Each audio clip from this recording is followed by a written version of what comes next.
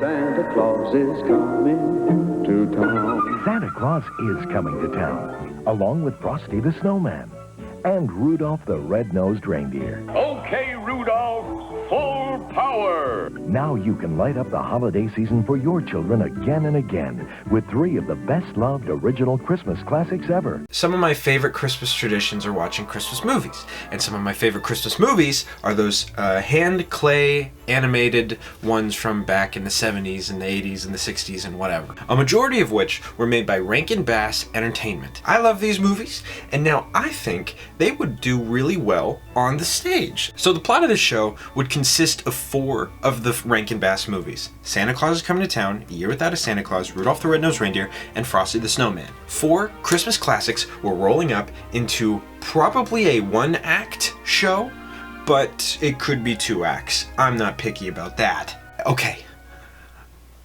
The lights dim. Doggone thing always conks out when you... Well, hello there. My name's Special Delivery Kluger. The mailman, also known as our narrator, comes out on stage. I'm picturing Neil Patrick Harris or maybe a Martin Short, and introduces us to this winter wonderland. Everyone in the audience is here to learn about how Santa Claus became Santa Claus. And he starts with the first big number, Santa Claus is Coming to Town. So you better watch out, you better not cry, you better not pout, I'm telling you why.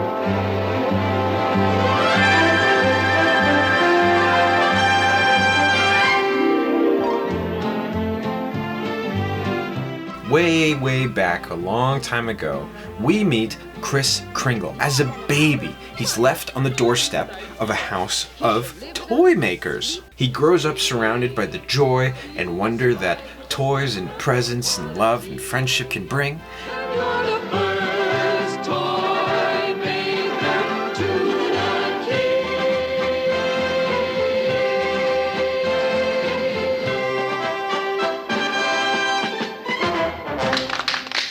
And once he's finally a man, 21?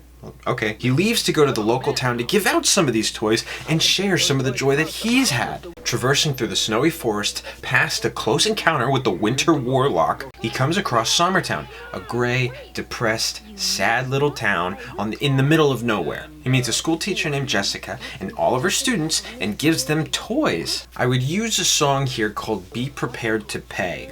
Very ominous title for a very nice song. My only thing is though, is we might swap this one out. I'm not sure with what just yet, but I'd love to hear your opinion in the comments because I have an idea that's going to come up later in the show. So for now, just remember that this song could be swapped out for something, I don't know. Kris Kringle goes back home and the mayor of Summertown, the Burgermeister Meisterburger, senses joy for children?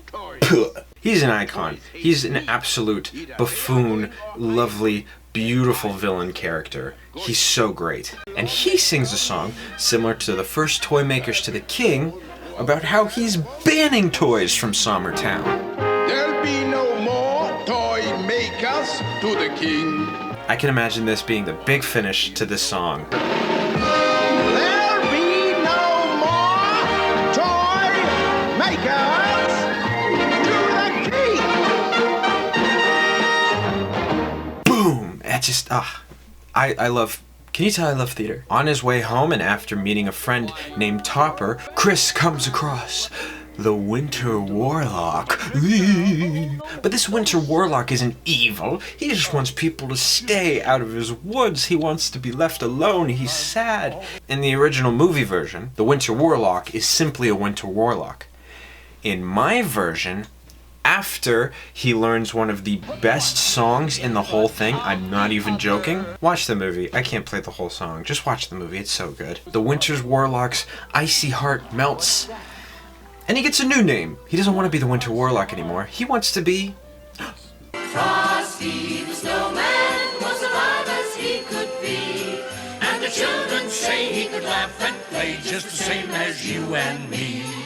Kris Kringle comes back the next day with a new bag of toys for all the children in Summertown who just got them all confiscated. Kris Kringle and Jessica get to know each other better and enjoy this winter wonderland. So this was the thing I was mentioning earlier, where we can swap out songs with famous Christmas songs, because I think that would be pretty fun for families to be like, I know that song, I know that song. It just kind of creates this wondrous environment. And I think that would be pretty fun. The mailman jumps back in. Over the next few nights, Santa learns how to get these toys to the children easier with every obstacle the Burgermeister puts in place. Jessica comes to the toy shop, warning Chris that the Burgermeister Meisterburger is angrier than ever, and he has a trap for Kris Kringle. But Chris, he can't bear to think the children feeling abandoned by him. He's got to do something. He's got to go. And Jessica sings, "Baby, please come home for Christmas." They're finally kind of like a couple now. And unfortunately, Jessica was exactly right. The Burgermeister Meisterburger catches Kris Kringle and tosses him in jail. And Frosty the Snowman warns everybody that Chris has been captured and they need to do something. This would be, if this was 2 acts, where the intermission would go. And this would be the big finish to the act. There'll be no more toy makers to the key. I like acts that end on a depressing hook, where it's just like, oh no, what's gonna happen next? Like like it's almost like the audience is already gonna come back, but now you're gonna really make sure the audience wants to come back. I feel like this hook is really good. Santa's captured, Christmas might be ruined. What's gonna happen? The mailman tells the children, don't worry, don't worry. Here comes the next part of the story. The first half was kind of Santa Claus is coming to town with some other fun Christmas stuff. I'd like to add more, but that's just the basic plot I have right now. The second plot is going to be centered around a year without a Santa Claus, because he's in jail. It won't actually be a year. So, of course, they start the number with a year without a Santa Claus. All the kids in town, all the people in town, they're confused. Where did this Kris Kringle go? But one little girl, one person that I like to think that was the first person Kris Kringle met, wants to know if he's okay. So she sings, Where are you, Christmas? Why can't I find you? which leads into Jessica singing the same song. I'm just gonna say it now so I don't have to keep saying Jessica, some random person. Jessica is going to be Mrs. Claus. That's kind of the connectivity that it leads into. So Mrs. Claus meets up with Chris's mom and the elves, and they're like, where is Chris? Who knows Chris? They don't know where Chris is. Where's Chris? Who knows where Chris is? Frosty the Snowman does. Frosty the Snowman says the Burgermeister Meisterburger threw him in jail. So him, Mrs. Claus, Topper. They go to the Burgermeister Meisterburger, and he says, you people want Kris Kringle out. Fine. I'll let Kris Kringle out.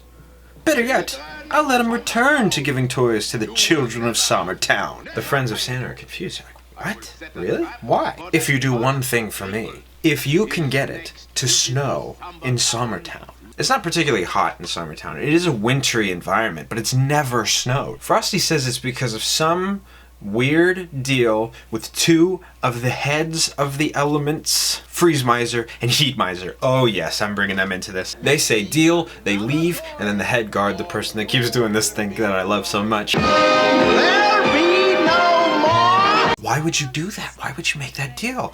Burgermeister goes, because there is no way they're going to be able to make it snow in Summertown. It's impossible. And then he slips on another toy, screw him. So the team is now like, how do we get to these people? How can we get there? Frosty doesn't know. Topper knows. I made him important to the plot. Look at me. Topper leads them to this magical lake way in the forest, where they meet all kinds of magical reindeer. Reindeer? What's so special about these reindeer? Who could that be? Rudolph the red-nosed reindeer had a very shiny nose. That's right. They meet Rudolph and a few other reindeer, and they fly off to the mountains to talk with Freeze Miser. I'm Mr. White Christmas. I'm Mr. Snow. Freeze Miser says he can't do it. He can't make it snow there because that's Heat Miser's territory. It's kind of a mixture right now. He's allowed to keep it cold, but Heat Miser won't let it snow.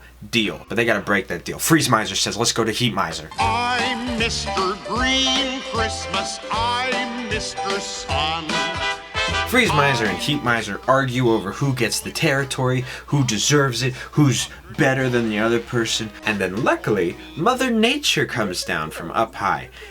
Because it's their mom. It's a weird part of that story, but it's really good. Mother Nature makes them work it out, and they return to Sommertown, now snowing. Burgermeister goes back on his word. You don't go back on your word is your bond. He throws them all in jail. They're all thrown in jail with Santa, and so they all come across Kris Kringle, and they sing, Dear Santa, I'll have a blue Christmas without you. but Santa doesn't want this down attitude. And then Frosty, Rudolph, and Topper break them out of jail. They break out of jail, they fly far, far into the forest. They're gonna expand. They want to give joy to the whole world. What they're gonna do is they're gonna set up shop, a new toy shop, where they build presents and joy and happiness for the whole world. And to make it easier on themselves, let's do it every December 25th. Christmas. They grow old together there, and Santa Claus becomes the man we all know and love him to be. The mailman takes us out and sings us the song we know to love. And now that you know all about him, you can be darn sure that come snow or high water, Santa Claus is coming to town. It's the big finale. Everyone's here, including the real Santa Claus. That might be crazy. I'm just throwing that in there. And that's about it. That's Santa Claus is coming to town.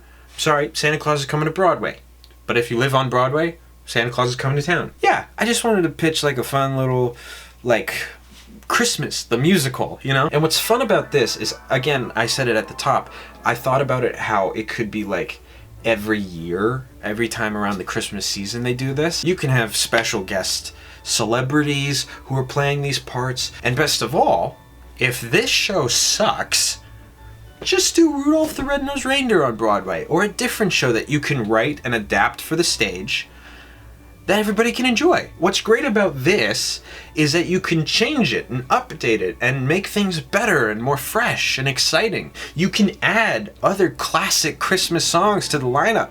You can have a new Christmas Broadway show every year. I'm just so passionate about this idea. I'm so excited for nothing, because it's not going to be made anytime soon. But it's just what I'm thinking. While I wait for this to be a thing, because please, somebody watching this video, make this a thing. That would be so fun. I'd love to hear what you thought about it. What parts do you think I should include from your favorite Christmas movies? Do you think I should include something from The Grinch? I didn't do that because it's not Rankin Bass, but that would be really cool too. What Christmas songs did I miss out on? That would be perfect for the show. You tell me in the comments down below, or you could just tell me how great I look.